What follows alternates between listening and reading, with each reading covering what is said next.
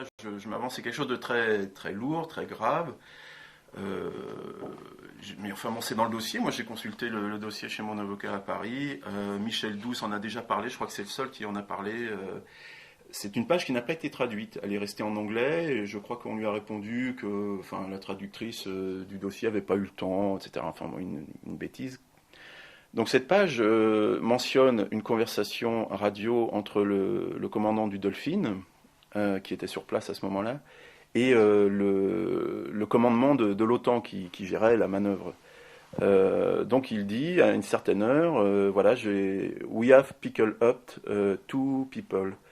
Donc il dit pas two bodies ou Corpse. voilà, il dit bien two people, ce qui laisse entendre que peut-être il y a eu des gens survivants, peut-être les deux qu'on n'a pas retrouvés, dont mon père.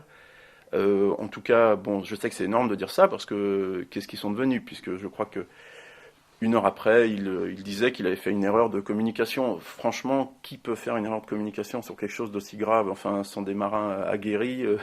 On ne peut pas douter qu'ils puissent faire une erreur comme ça, de dire j'ai récupéré deux hommes et ensuite je me suis trompé, j'ai rien à bord. C'est pas tenable.